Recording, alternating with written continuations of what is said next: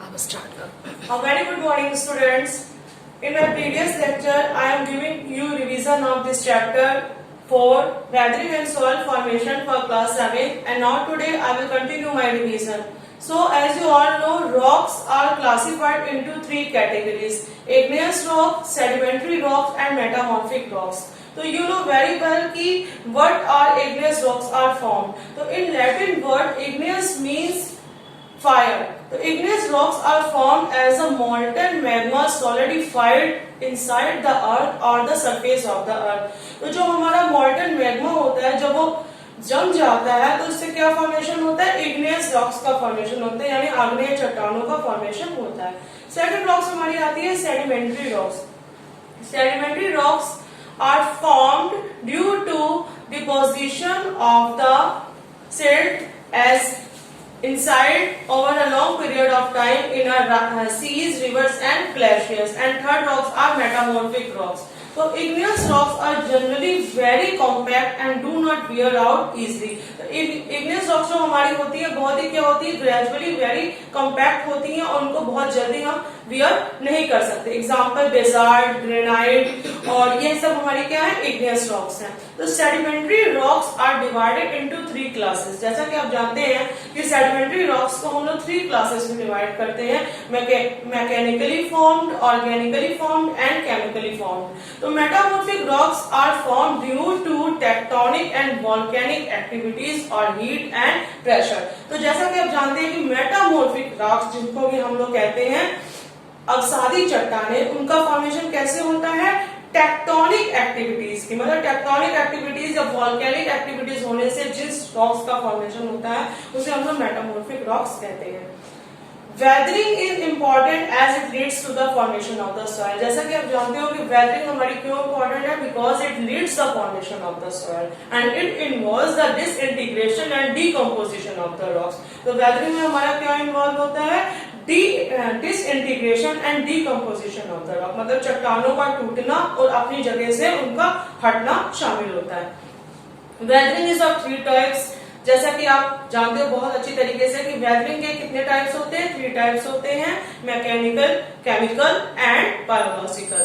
तो soil contain humus और decayed plants and animals as well as living organism, water and air. तो soil is very important. आप जानते हो कि सॉइल हमारी बहुत ही इंपॉर्टेंट है और सॉइल में क्या होता है? हमारा ह्यूमस होता है. ह्यूमस एक क्या होती है? बहुत ही फर्टाइल चीज होती है जिससे कि हमारी सॉइल का फॉर्मेशन होता है. तो it is found in the top layer of the soil. तो ये हमारी मिट्टी की टॉप लेयर में हमारा क्या पाया जाता है? ह्यूमस. और it is very fertile for agriculture. तो सॉइल कंटेन्स ह्यूमस और डिकेड प्लांट्स एंड एनिमल्स, यानी मरे हुए पौधों और जीवों के अंश मिट्टी की ऊपरी परत में पाए जाते हैं. Retains as well as living organism, और मिट्टी में हमारे क्या पाए जाते हैं? लिविंग ऑर्गेनिज्म, वाटर और एयर भी पाई जाती है. The deconstruction and natural removal of the top layer of the soil is formed as soil erosion.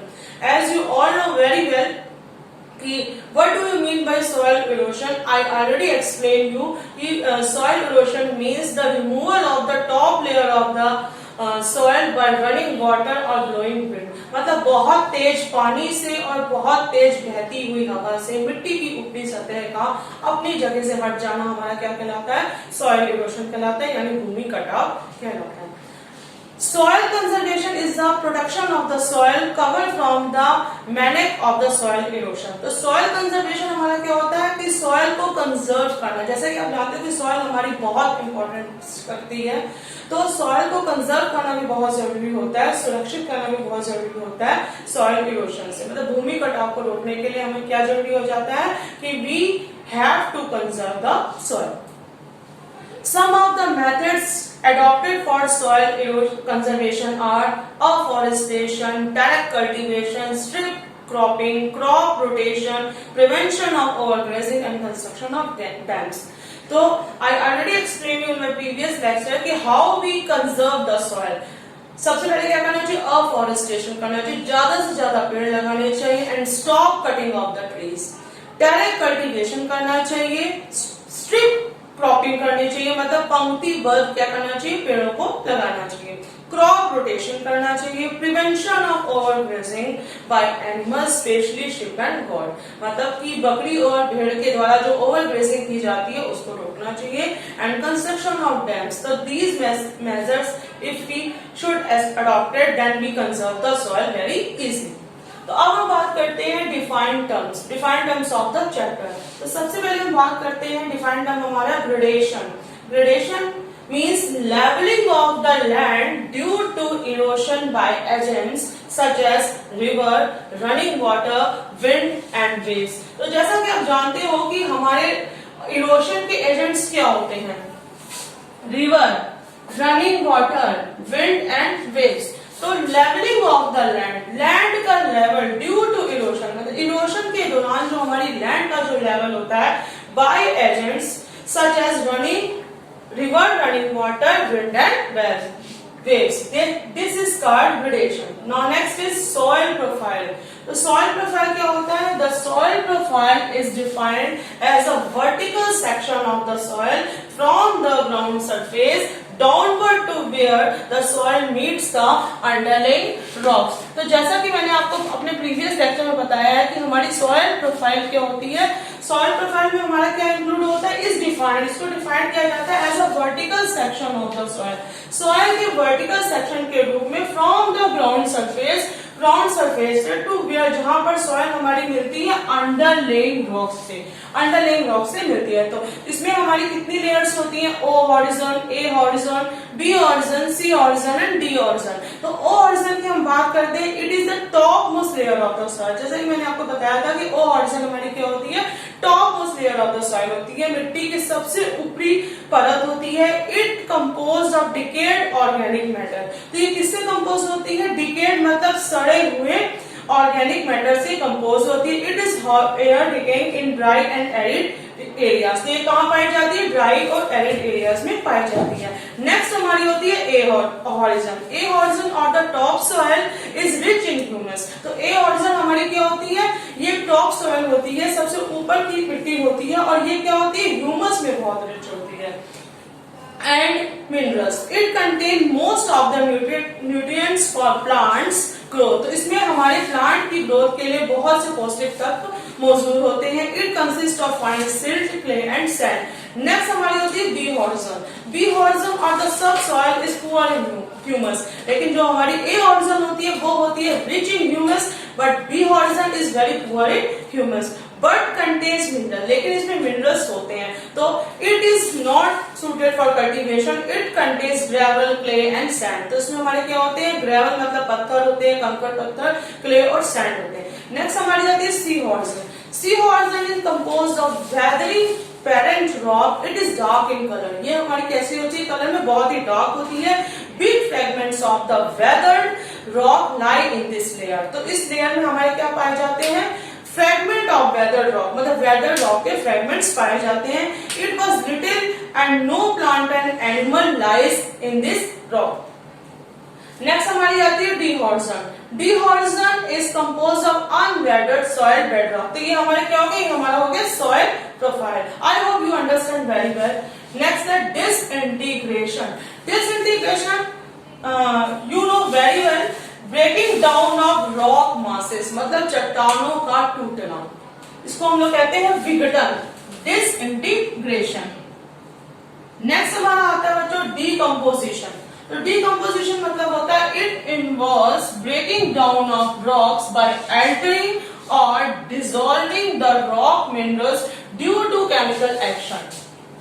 इसके अंतर्गत क्या होता है, चट्टानों का टूटना शामिल होता है बाय अल्टरिंग और डिसॉल्विंग, मतलब चट्टानें चेंज हो जाती हैं, उनका रूप परिवर्तित हो जाता है या वो पिघल जाती हैं। तो उससे क्या हो जाता है, हमारा डीकम्पोजिशन हो जाता है रॉक का ड्यू टू केमिकल एक्शन की वजह से। तो it involves breaking down of rock by altering और dissolving the rock minerals due to chemical action. Now next is humus. Humus, dark brown or black organic matter found in the soil।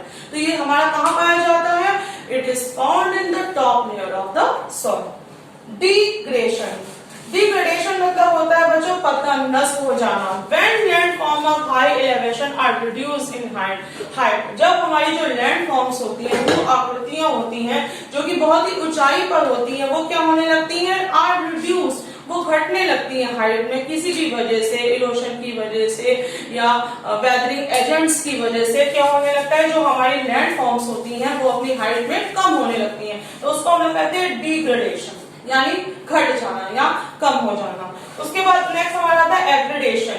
Aggradation मतलब होता है भूमि की वृद्धि होना, बढ़ना।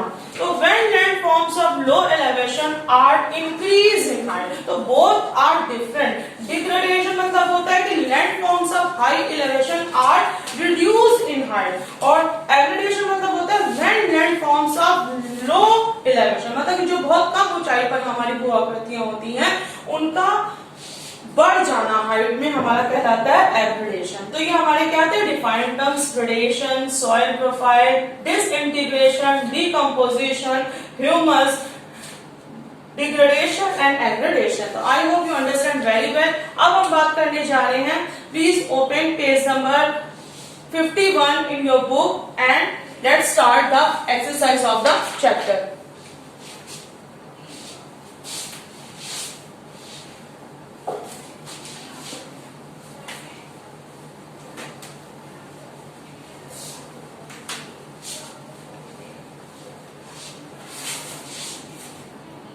टिक the correct option. सबसे पहला हमारा आता है बच्चों chemical weathering takes place due to. तो केमिकल वेदरिंग हमारी कैसे होती है, ड्यू टू ऑक्सीडेशन। तो हमारी केमिकल वेदरिंग होती है ऑक्सीडेशन की वजह से।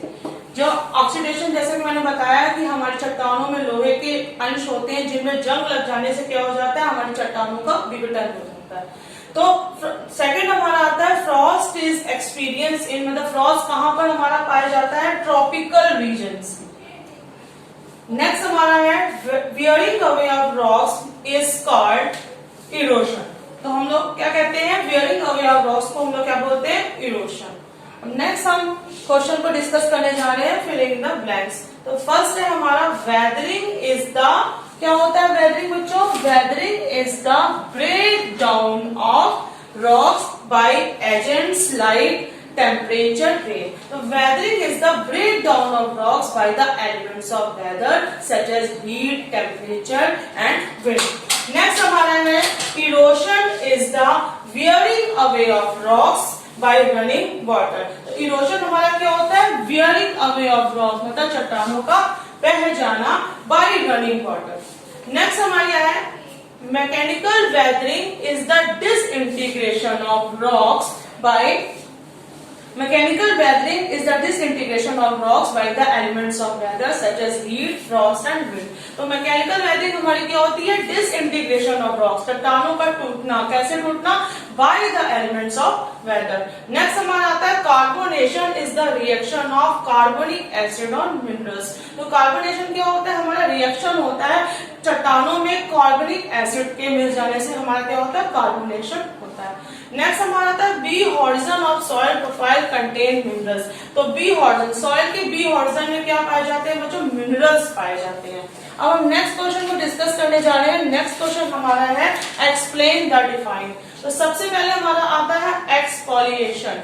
एक्सफोलिएशन जैसे कि मैंने आप लोगों को बताया था कि एक्सफोलिएशन क्या होता है, the changes in temperature during summer and winter and in the case of arid region during day and night। मतलब कि changes in temperature, टेम्परेचर का चेंज होना समर और विंटर में, तो इसमें क्या हो जाता है कि causes expansion and contraction of rocks, चट्टानों का फैलना और सिकुड़ना इसमें शामिल होता है। तो during the day the rocks are expansion and during the night the rocks are contraction। तो चट्टानें हमारी दिन के समय क्या हो जाती हैं, फैल जाती हैं, और रात के समय क्या हो जाती हैं, चट्टानें हमारी सिकुड़ जाती हैं। तो this causes the rocks to break up। तो इसकी वजह से क्या हो जाता है, हमारी चट्टानें टूट जाती हैं। तो rectangular rock blocks are thus gradually rounded by the splitting away of the shock corners। This process is called exfoliation। Next हम बात करते हैं हाइड्रेशन। तो हाइड्रेशन जैसा कि मैंने आप लोगों को बताया था कि हाइड्रेशन क्या होता है, the chemical reaction of water with minerals changes the proportion and composition of the rocks. तो चट्टानों में पानी के मिलने से क्या हो जाता है, हमारी चट्टानों का क्या हो जाता है, उनका कंपोजिशन ही पूरा चेंज हो जाता है. तो the chemical reaction with water changes the proportion and composition of the rocks. Next हमारा आता है वेदरिंग. वेदरिंग जैसा कि मैंने आप लोगों को बताया था, it involves the disintegration and decomposition of the rocks by the elements of weather such as wind, frost, plants, animals. Is it clear? Next हम क्वेश्चन डिस्कस करने जा रहे हैं difference between chemical and mechanical weathering. तो हम सबसे पहले अब डिस्कस करने जा रहे हैं कि क्या डिफरेंस होता है केमिकल और mechanical weathering. So students, difference between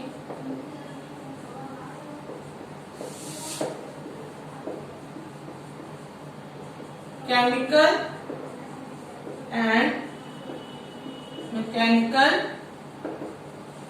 weathering. तो मैं बात करने जा रही हूँ कि केमिकल वेदरिंग में क्या होता है. Chemical weathering involves the breaking down of rocks by altering and dissolving the rock mineral due to chemical action.